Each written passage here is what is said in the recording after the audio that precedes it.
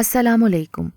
آج کی میری یہ ویڈیو ایک ایسے شخص کی عبرت اثر کہانی ہے جس کی حادثاتی شادی اسے راہ راست پر لے آئی تھی۔ کہانی شروع ہونے سے پہلے اگر آپ میرے چینل پر نیو ہیں تو اردو سینٹر پلس کو سبسکرائب کر کے بیل نوٹیفیکیشن کو آن کر دیں تاکہ آپ کو ملتی رہیں تمام چینل اپڈیٹس۔ کہانی پسند آنے پر ویڈیو کو لائک اور شیئر ضرور کیجیے۔ یہ 1939 کا واقعہ ہے۔ اس وقت میری عمر 13-14 برس کی تھی۔ ماں کا بچپن میں انتقال ہو چکا تھا۔ والد صاحب نے دوسری شادی کر لی تھی۔ میں فطرتاً شرارتی اور بدتمیز قسم کا لڑکا تھا۔ اپنی سوتیلی ماں کو میں نے بہت تنگ کیا۔ وہ بیچاری بڑی سیدھی سادی اور محبت کرنے والی عورت تھی۔ میں چاہتا تھا وہ مجھے مارے، ڈانٹے تاکہ میں اپنی شرارتوں میں اور اضافہ کروں، کیونکہ اس طرح مجھے اپنی بدتمیزی کا جواز تو مل جاتا، لیکن وہ نیک بخت میری ہر حرکت کو درگزر کر دیتی۔ رفتہ رفتہ مجھے یقین ہو گیا کہ وہ ہر معاملے میں میری طرفداری کریں گی۔ تب میں نے اپنی شرارتوں کا جال باہر بچھا دیا۔ کسی کا گھڑا پھوڑا، کسی کا بستر کنویں میں جا ڈالا، کسی گوالے کا دودھ کا برتن دھکا دے کر گرا دیا، اور کسی کے ہاتھ سے سودا چھین کر گوشت چیل کووں کو کھلا دیا۔ دنیا کی کون سی ایسی شرارت تھی جو میں نے نہیں کی؟ لوگ روتے فریاد کرتے میرے ابا کے پاس پہنچتے۔ ابا انہیں قیمت ادا کر کے اس کا بدلہ میرے جوتے مار کر لیتے، اور اس وقت والدہ صاحبہ کی حالت دیکھنے والی ہوتی۔ وہ مجھے بچانے کے لیے مجھ پر جھک جاتی، خود آدھی مار کھاتی، اور شام کو اپنی ہڈیاں بھی سینکتی اور میرے بھی ہلدی چونا تھوپتی۔ دھیمے دھیمے پیار بھرے لہجے میں مجھے ڈانٹتی رہتی، اور اس سے فارغ ہو کر مجھ پر آیتیں پڑھ کر پھونکنے لگتی کہ خدا نہ کرے تجھ پر کسی شیطان کا سایہ نہ پڑ گیا ہو۔ لیکن بھلا مجھ جیسے شیطان سے تو ابلیس صاحب بھی دور بھاگتے ہوں گے، اس کا سایہ مجھ پر کیا پڑنا تھا؟ رات بھی بڑی مشکل سے گزرتی۔ صبح ہوتے ہی گھر سے نکل کر یہ جا وہ جا، پھر وہی میں ہوتا اور وہی چھیڑ چھاڑ اور شرارتیں۔ پڑھنا لکھنا میرا مشغلہ تھا ہی نہیں۔ روزانہ کی مار پیٹ نے بلا کا ڈھیٹ اور جرت مند بنا دیا تھا۔ اسکول جاتا، اگر کوئی بات مزاج کے خلاف ہوتی تو کلاس سے اٹھ کر باہر کھیل کود میں مگن ہو جاتا۔ کیا مجال جو کوئی مجھے پھر کلاس میں بلا لے۔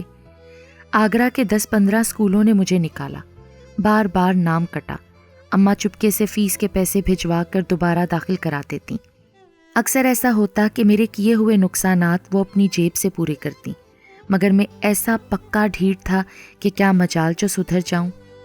اماں کے کیے ہوئے تعویذ گنڈے سب بیکار جاتے۔ مجھے کوئی چیز بھی راستے پر نہ لا سکی جس پر اماں ابا اور استاد مجھے چلانا چاہتے تھے۔ وہ میرے مستقبل سے قطعی طور پر مایوس ہو چکے تھے۔ اماں صبح ہی صبح ناشتے سے پہلے مجھے مسجد سے دم کیا ہوا پانی پلا کر دن کا آغاز کرتی، اور رات کو وہ ہلدی چونا لیے میری سکائی کرتی۔ اپنے گروہ میں میری حیثیت ایک سردار جیسی تھی۔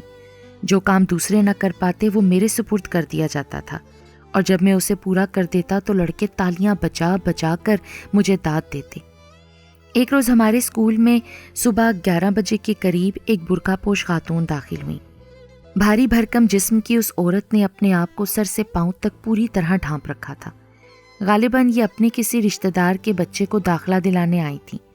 اس وقت کھیل کا پیریڈ تھا۔ میں اپنے جیسے شیطان لڑکوں میں گھرا اچھل کود کر رہا تھا۔ وہ خاتون ہمارے برابر سے گزری تو ہمیں کچھ دیر کے لیے اپنا کھیل ملتوی کر کے انہیں حیرت سے دیکھنا پڑا۔ ان کے ساتھ جو لڑکا تھا وہ سہما سہما سا چل رہا تھا۔ خاتون تو بڑے اعتماد سے چلتی ہوئی آگے بڑھ گئیں۔ میرے ساتھ کھڑے ہوئے لڑکے نے شرارت سے مجھے آنکھ ماری، سرگوشی میں بولا، یار مان جاؤں اگر تو اس عورت کے برقعے کا نقاب اتار دے۔ اس کی بات دوسرے لڑکوں نے بھی سن لی۔ انہیں تو جیسے اس شرارت کے تصور سے مزہ ہی آ گیا۔ سب نے مجھے گھیر لیا۔ ارے یار جلدی کرو نا، یہ سٹاف روم کی طرف چلی جائے گی ورنہ۔ میرے لیے یہ بڑے کشمکش کے لمحات تھے۔ برقع پوش عورت کو سرے عام نقاب سے محروم کرنا آسان کام نہیں تھا، جبکہ اس کی چال ڈھال سے لگتا تھا کہ شریف اور معزز گھرانے کی خاتون ہے۔ مجھے جھجکتا دیکھ کر لڑکوں نے نعرہ مارا، ڈر گیا ڈر گیا۔ یہ نعرہ میرے لیے چیلنج بن گیا۔ آؤ دیکھا نہ تاؤ، تیر کی طرح بھاگا۔ اس وقت تک خاتون ہیڈ ماسٹر کے کمرے میں داخل ہو چکی تھی۔ شکار ہاتھ سے نکل چکا تھا، اور میں اس فطرت کا آدمی نہیں تھا جو شکست کھا سکے۔ واپس لوٹا تو لڑکوں نے ہائے ہائے کے نعرے لگا دیے۔ میں نے ہاتھ کے اشارے سے انہیں چپ کرایا اور تیز آواز میں بولا، صبر کرو دوستو، آخر اسے واپس بھی تو آنا ہے نا، بس ذرا دیر انتظار کر لو۔ اور اس کے ساتھ سب لڑکوں نے بے چینی سے خاتون کے واپس آنے کا انتظار شروع کر دیا۔ ایک ایک لمحہ میرے لیے صبر آزما تھا۔ خون کی گردش کن پٹیوں کے قریب تیز ہو رہی تھی۔ کوئی 20-25 منٹ بعد خاتون خرامہ خرامہ باہر تشریف لائیں۔ اس وقت گھنٹی بج چکی تھی۔ سب لڑکے کلاسوں میں جانے کے لیے گروہ در گروہ کمروں کی طرف بھاگ رہے تھے۔ میں تیزی سے بھاگا، سیدھا اس عورت سے جا ٹکرایا۔ سب لوگ یکدم چلتے چلتے رک گئے اور پل بھر میں نے اس خاتون کا نقاب نوچ کر زمین پر پھینک دیا۔ یہ جا وہ جا، وہ سرعام نقاب سے محروم کھڑی کی کھڑی رہ گئی۔ دیکھنے والوں کے سانس رک گئے۔ سامنے وہ بالکل بت بنی کھڑی تھی۔ لڑکے متوقع تھے کہ اب گالیوں کا طوفان اٹھے گا، لیکن خلاف توقع وہ بالکل گم سم کھڑی رہی۔ کوئی 5-10 منٹ وہ انتہائی صدمے کی حالت میں سکتے کے سے عالم میں رہی۔ پھر جیسے ہوش سا آ گیا، جھک کر اپنا گرا ہوا نقاب اٹھایا، منہ پر ڈالنے کی بجائے ہاتھ میں لیے وہ آگے بڑھی۔ لڑکوں سے میرا نام اور پتہ پوچھا۔ وہ مجھ سے ڈرتے تھے، بھلا کیسے اپنے سردار کا اتا پتہ بتاتے۔ ایک ماسٹر صاحب آگے بڑھے اور بولے، چلو بہن، میں تمہیں اس خبیث کے گھر لیے چلتا ہوں۔ آج تم اسے اس کے باپ سے ایسی سزا دلانا کہ وہ چھٹی کا دودھ یاد کرے۔ اس شیطان لڑکے نے سب کی ناک میں دم کیا ہوا ہے۔ خاتون بت بنی ماسٹر صاحب کے پیچھے پیچھے چلی آئیں۔ ان کا چہرہ بے نقاب ہی تھا۔ راستے میں لوگ انہیں حیرت سے دیکھ رہے تھے، لیکن انہیں تو جیسے نہ اپنی بے پردگی کی پرواہ تھی، نہ زمانے کی نظروں کا خوف۔ سحر زدہ سی ماسٹر صاحب کے ساتھ چلی جا رہی تھی۔ میں نے انہیں اپنے گھر کی گلی میں داخل ہوتے دیکھا اور سرپٹ بھاگا۔ والد صاحب اتفاق سے اس وقت دروازے سے نکل رہے تھے۔ ماسٹر صاحب کو دیکھ کر ٹھٹک گئے۔ ماسٹر صاحب نے انہیں سلام کیا اور کہنے لگے، نظام نے ان خاتون کا نقاب سرے راست سر پر سے اتار پھینکا ہے۔ وہ خاتون والد صاحب سے میرا رشتہ جان لینے کے بعد آگے بڑھی اور ہاتھ میں تھاما ہوا نقاب والد صاحب کے قدموں میں ڈال دیا، پھر سیدھی اندر داخل ہوئی۔ ڈیوڑی میں والدہ صاحبہ کھڑی تھی۔ خاتون ان سے جا کر لپٹ گئیں اور زارو قطار روتے ہوئے بولی، میں 10 سال سے ماموں کے گھر بیوگی کی زندگی عزت و آبرو سے گزار رہی تھی۔ کسی نے آج تک میری چھنگلی تک نہیں دیکھی تھی، لیکن آج میں سرے بازار ننگی کر دی گئی ہوں۔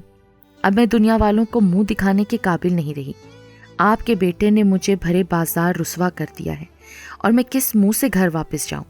اپنی عزت و آبرو کی ذمہ داری اب میں آپ کے سپرد کرتی ہوں، چاہے مزید رسوا کر دیں یا میرے سر پر دوبارہ نقاب ڈال دیں۔ یہ کہہ کر وہ پھوٹ پھوٹ کر رونے لگی۔ ابا جان اس کی ساری گفتگو سن چکے تھے۔ اماں اور وہ سناٹے میں آ گئے۔ وہ بولی، اب اس گھر سے میری لاش ہی نکلے گی، میں آپ سے انصاف چاہتی ہوں۔ ابا جان آگے بڑھے، اس کا نقاب اس کے سر پر ڈالا، بھرائی ہوئی آواز میں بولے، شاید اس میں بھی خدا کی کوئی بہتری ہو۔ بیٹی تو آج سے میری عزت ہے، تیری پردہ پوشی کی ذمہ داری اب میرے سپرد ہے، تو یہیں رہ۔ میری والدہ بھی رو پڑی۔ انہوں نے بھی خاتون کو دلاسا دیا، دودھ میں برف ڈال کر لائیں، اسے پلایا، اور ابا جان اسی وقت کچھ لوگوں کو ساتھ لے کر اس خاتون کا پتہ معلوم کر کے اس کے ماموں کے گھر چلے گئے۔ مجھے یہ ساری رداد لڑکوں کی زبانی مل گئی۔ زندگی میں پہلی دفعہ مجھے ابا جان کی سزا سے ڈر لگا کہ جانے وہ مجھے الٹا لٹکا کر پیٹیں گے یا چارپائی کی ادوائن سے باندھ کر ہنٹر ماریں گے۔ خوفزدہ ہو کر میں فتح پور بھاگ گیا۔ تمام دن مارا پھرا، سوچا تھا کہ گھر واپس نہیں جاؤں گا، لیکن رات ہوتے ہی ماں کا ممتا بھرا چہرہ تصور میں مجھے بلانے لگا۔ ان کا دبے دبے ڈانٹنا، پھر گرم روئی سے میری چوٹوں کو سینکنا مجھے یاد آنے لگا۔ دل کو یقین تھا کہ وہ مجھے یاد کر کے چپکے رو رہی ہوں گی۔ اس تصور نے مجھے بے چین کر دیا۔ سوچا اب تو وہ عورت دفان ہو چکی ہوگی، ابا بھی سو چکے ہوں گے، والدہ صاحبہ دروازہ کھولے اندھیرے میں آنکھیں پھاڑ پھاڑ کر میرا سایہ ڈھونڈ رہی ہوں گی۔ اور واقعی یہ خیال صحیح نکلا۔ آدھی رات کے قریب جب میں گلی میں داخل ہوا، والدہ مجھے دروازے پر کھڑی دور سے نظر آئیں۔ مجھے آگے بڑھ کر گلے سے لگایا۔ وہ چپکے رو رہی تھیں۔ دن بھر کا بھوکا تھا، ہاتھ پاؤں دھلا کر کھانا کھلایا۔ اس تمام عرصے میں وہ چپ رہیں اور مجھے بھی ہمت نہ ہوئی کہ اس خاتون کے بارے میں پوچھتا۔ کھانے سے فارغ ہوا تو بولی، چلو بھائی اب تم آرام سے سو جاؤ۔ میں نے کچھ پوچھنے کے لیے منہ کھولا تو ہنستے ہوئے بولی، سب ٹھیک ہو گیا ہے، بے فکری سے سو جاؤ۔ مزید پوچھنا بیکار تھا، شاید انہوں نے اپنی حکمت عملی سے حسب معمول حالات سنبھال لیے تھے۔ دل ہی دل میں ہنستا بستر پر جا لیٹا، اور دن بھر کی تھکن کچھ ایسی تھی کہ پھر ہوش نہ رہا۔ صبح دیر سے آنکھ کھلی، گھر کا ماحول مجھے کچھ پراسرار سا لگا، کیونکہ والدہ اور والد صاحب صحن میں سر جوڑے باتیں کر رہے تھے۔ ابا کو اس وقت دفتر میں ہونا چاہیے تھا۔ یہ تو بڑی مصیبت ہو گئی تھی کہ مجھے اب ان کا سامنا کرنا پڑ رہا تھا۔ دبے پاؤں واپس آ کر بستر پر لیٹ گیا، مگر والدہ میری آہٹ سن چکی تھی۔ ان کی آواز آئی، شاید وہ اٹھ گیا ہے۔ میں نے جھوٹ موٹ آنکھیں بند کر لیں۔ ابا جان کے قدموں کی آواز میں نے پہچان لی تھی۔ وہ میرے کمرے میں آ رہے تھے۔ میں نے جلتو جلالتو کا وظیفہ پڑھتے ہوئے سانس روک لی، لیکن وہ آتے ہی پیار سے بولے، نظام اٹھو بیٹے، دن چڑھ گیا ہے۔ مجھے تو اپنی سماعت پر یقین ہی نہیں آیا۔ کیا اماں نے واقعی معاملہ ٹھنڈا کر دیا تھا؟ ابا جان کے چہرے پر ذرا سا غصہ نہیں تھا۔ دل ہی دل میں خوش ہوا اور غسل خانے میں گھس گیا۔ غسل کا پانی موجود تھا، نیا تولیہ ٹنگا ہوا تھا۔ مزے آ گئے نہا دھو کر۔ باہر نکلا تو اماں ناشتہ لیے کھڑی تھی۔ حلوہ پوری کا لذیذ ناشتہ ملا۔ دل ہی دل میں حیران تھا کہ یا خدا، یہ سب کیسے ہوا؟ ایسا لگتا ہے جیسے کل میں نے کوئی شرارت نہیں بلکہ کوئی نیک کارنامہ انجام دیا تھا، جو مجھے یوں ہاتھوں ہاتھ لیا جا رہا ہے۔ ناشتے کے دوران ابا سے ملنے کچھ لوگ آ گئے۔ باہر جاتے جاتے انہوں نے ہدایت کی، میاں ناشتہ کر کے ذرا باہر بیٹھک میں آ جانا۔ اماں زیر لب مسکرا رہی تھیں۔ میں عجیب مخمسے میں پھنس گیا۔ دونوں میں سے کوئی زبان نہیں کھول رہا تھا، مگر حالات پراسرار سے لگتے تھے۔ اماں بولی، چلے جاؤ، تمہیں کچھ نہیں کہیں گے۔ ابا کی حکم عدولی سے اس وقت ہمت بھی نہیں ہوئی، آنکھیں نیچی کر کے چلا گیا۔ وہاں تو بیٹھک ہی بھری ہوئی تھی۔ سامنے میرے اسکول کے 2 ماسٹر بھی بیٹھے تھے۔ ان میں سے ایک وہی تھا جس نے کل اس خاتون کو راستہ دکھایا تھا۔ میرے داخل ہوتے ہی لوگوں کی کھسر پھسر میں اضافہ ہو گیا۔ ابا جان نے میرا کان پکڑا اور تخت پر جا بٹھایا۔ وہاں ایک لمبی داڑھی والا مولوی بیٹھا ہوا تھا۔ اس کے برابر میں ایک اجنبی عورت اور بزرگ تشریف فرما تھے۔